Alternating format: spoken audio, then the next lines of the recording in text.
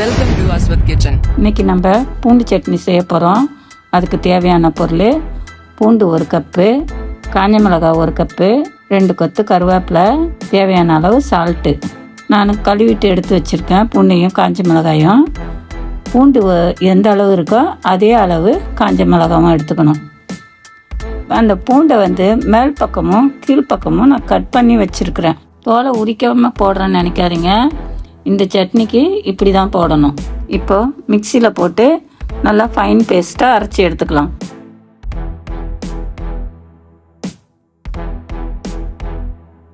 Salt எல்லா சட்னிக்கும் போடுற மாதிரி இல்லாமல் இந்த சட்னிக்கு காரத்துக்கு ஏற்ற மாதிரி கொஞ்சம் கூட தான் போடணும். கொஞ்சம் கொஞ்சமாக தண்ணி ஊற்றி அரைக்கலாம்.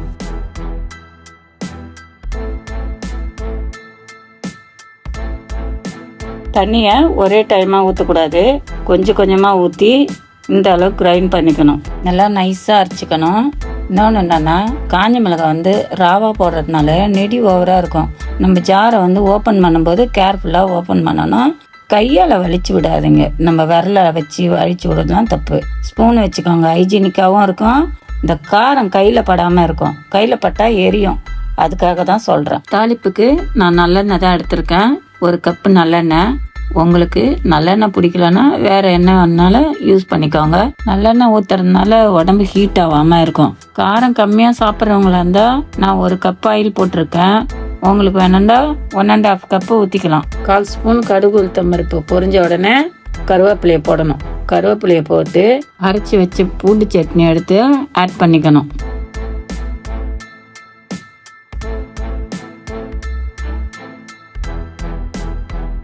ஜாரில் கொஞ்சமாக தண்ணி ஊற்றி கலக்கி ஊற்றிக்கலாம்.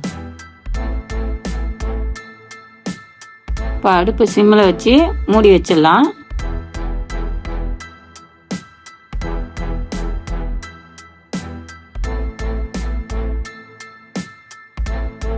அடிக்கடி திறந்து இது மாதிரி கிளறி விடணும்.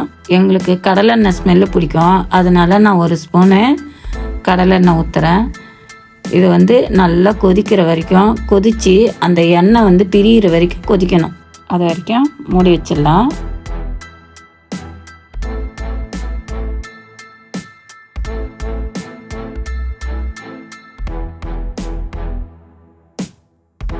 நல்லா கொதித்து எண்ணெய் பிரிஞ்சு வந்திருக்கு பாருங்கள். சட்னி செம்மையாக இருக்குது.